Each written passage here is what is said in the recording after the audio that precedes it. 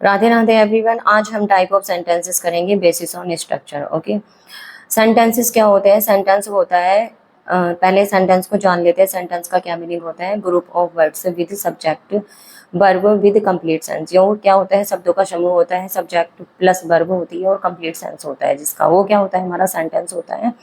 Okay, जिसमें जो एक कंप्लीट सेंस देता है, कंप्लीट अर्थ होता है उसका।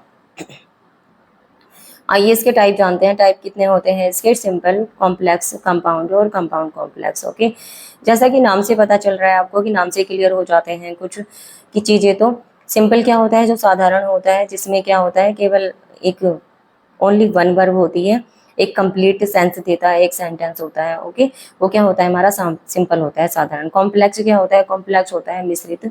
मिश्रित वाक्य कहते हैं जिसको हम हिंदी में।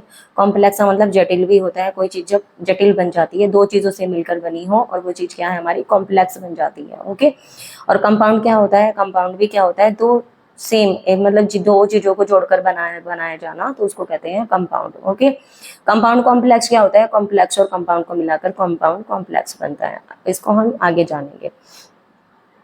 आइए इसको डिटेल में जानते हैं। Simple sentence. सिंपल सेंटेंस में क्या होता है? वन प्रिंसिपल क्लोज होती है, जिसमें सब्जेक्ट और वर्ब होता है। केवल ओनली वन वर्ब होती है। ओके, जो एक कंप्लीट सेंस देता है। जैसे एग्जांपल है, Ram is a good boy. Okay, एक सेंटेंस है हमारा, कंप्लीट सेंस दे रहा है, सब्जेक्ट है, ओनली वन वर्ब है। ओके, दूसरा हमारा इसमें कोई सेंटेंस नहीं है, केवल एक सेंटेंस से मिलकर बना होता है सिंपल सेंटेंस। ओके, कॉम्प्लेक्स क्या होता है? कॉम्प्लेक्स होता है, जैसा कि मैंने बताया था आपको, जिसमें क्या होता है? एक इंडिपेंडेंट होती है, जो एक प्रिंसिपल क्लोज होती है, और दूसरी क्या होती है? हमारी डिपेंडेंट होती है। उसमें वो दो भी हो, एक भी हो सकती है और एक से ज़्यादा भी हो सकती है। ओके, तो आइए एग्जाम्पल देख लेते हैं। I will call you when I arrive. Okay, तो इसमें क्या है? हमारी एक इंडिपेंडेंट क्लोज है, यानी कि वन प्रिंसिपल क्लोज है, और हमारा दूसरा क्या है?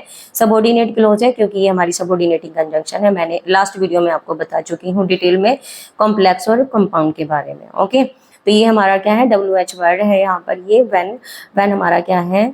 सबऑर्डिनेटिंग कंजंक्शन होने के कारण ये क्या है? हमारी सबऑर्डिनेटिंग क्लोज है। ओके, एक हमारी सबऑर्डिनेटिंग क्लोज है और एक हमारी प्रिंसिपल क्लोज है। तो ये हमारा क्या हुआ? दो अलग अलग दो क्लोजों से मिलकर बना है, और दोनों क्लोज अलग अलग हैं। एक प्रिंसिपल है और एक सबऑर्डिनेट है, यानी कि एक इंडिपेंडेंट है और एक डिपेंडेंट है। तो ये बना हमारा कॉम्प्लेक्स। आइए जानते हैं कंपाउंड के बारे में। कंपाउंड क्या होता है? जिसमें दो प्रिंसिपल क्लोज होती हैं, यानी कि जो दो हमारी क्या होती हैं? क्लोज इंडिपेंडेंट होती हैं, कंप्लीट मीनिंग देती हैं। मैंने बताई थी आपको, इसकी ट्रिक बताई थी फैन बॉयज की। ओके, लास्ट वीडियो में देख लेना। जिन्होंने नहीं देखी है वो जरूर से जरूर देखे, बहुत इंपॉर्टेंट वीडियो है। ओके, इंपॉर्टेंट है, वो बहुत ज्यादा इंपॉर्टेंट है। मैंने ट्रिक के साथ बताया है कंपाउंड और कॉम्प्लेक्स को कैसे डिफाइन करते हैं। फैन बॉयज मैंने आपको बता रखा है कि फैन बॉयज क्या होता है? कि फॉर, एंड, नॉर, बट, और, यट, सो। ओके, ये हमारे क्या होते हैं? कोऑर्डिनेटिंग कंजंक्शन होते हैं। इनसे दो क्लोज ऐड होती हैं और वो क्या बनता है? कंपाउंड सेंटेंस बनता है। ओके, आइए देखते हैं example. The sun is shining and everybody is happy. And से जुड़ने के कारण, एंड हमारी यहाँ पर क्या है? एक कोऑर्डिनेटिंग कंजंक्शन है, इसलिए ये दो क्लोजों को ऐड कर रहा है। तो ये क्या हुआ? हमारा कंपाउंड सेंटेंस हुआ। ओके, अब आते हैं कंपाउंड कॉम्प्लेक्स पे। कंपाउंड कॉम्प्लेक्स जैसे नाम से पता चल रहा है, दोनों को मिलाकर बना है।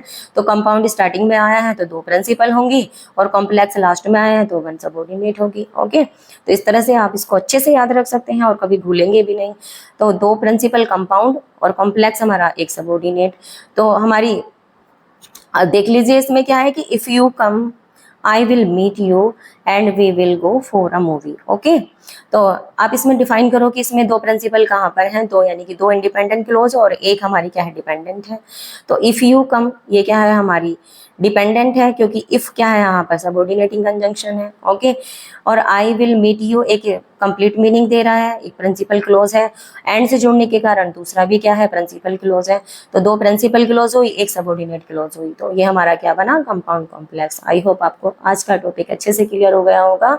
ओके, और मेरी रिक्वेस्ट है, जिन्होंने नहीं देखी है लास्ट क्लास, जरूर से जरूर देखें। कंपाउंड और कॉम्प्लेक्स के बारे में मैंने बहुत अच्छे से पढ़ाया है, डिटेल में पढ़ाया है। ओके, ट्रिक के साथ आप कभी नहीं भूलेंगे, अच्छे से याद रहेगा।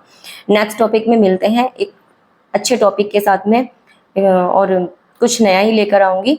ओके, वीडियो को ज़्यादा से ज़्यादा शेयर करें फ्रेंड्स, और लाइक करना ना भूलें, फॉलो करें। Thanks for watching. Radhe Radhe.